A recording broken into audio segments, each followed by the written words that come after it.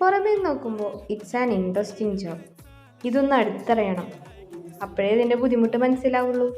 ഇപ്പോഴത്തെ പിള്ളേർ ട്രെൻഡിങ്ങിലായിക്കൊണ്ടിരിക്കുന്ന ഡൂഡിൽ ആർട്ടാണ് ഞാനൊന്ന് പരീക്ഷിച്ച് നോക്കിയത്.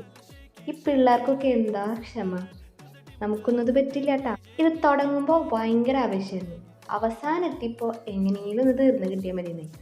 പക്ഷേ അതിൻ്റെ ഫൈനൽ ലുക്ക് അങ്ങോട്ട് കണ്ടപ്പോൾ മനസ്സിനൊരു കുളിർമ. നമ്മുടെ ക്ഷമയെ പരീക്ഷിക്കുന്ന ഒരു തരത്തിലുള്ള ഒരു ആർട്ടാണ്. നിങ്ങൾ വേണമെങ്കിൽ ഒന്ന് പരീക്ഷിച്ച് നോക്കൂ. നമുക്ക് ദേഷ്യമോ സങ്കടമോ ഒക്കെ വന്നിരിക്കുമ്പോൾ വരയ്ക്കാൻ പറ്റിയ സംഭവമാണ്. ആ ദേഷ്യം സങ്കടമൊക്കെ ചിലപ്പോൾ ഒന്നുകൂടി കൂടുന്നുള്ളൂ, ചിലർക്ക് കുറയൂട്ടാ. എൻ്റെ കാര്യത്തിൽ എനിക്കിത് വരച്ച് അവസാനം പ്രാന്തായി. അപ്പോൾ ഇങ്ങനെയുള്ള വീഡിയോസ് കാണാനായിട്ട് സബ്സ്ക്രൈബ് ചെയ്യാൻ മറക്കണ്ട. പിന്നെ ഇഷ്ടപ്പെട്ട ഒരു ലൈക്ക് കൂടി നിന്നോളൂ. ഇതിൻ്റെ ഇടയിലാണെങ്കിൽ നമ്മുടെ പേനയുടെ മഷി ഒന്ന് തീർന്നു.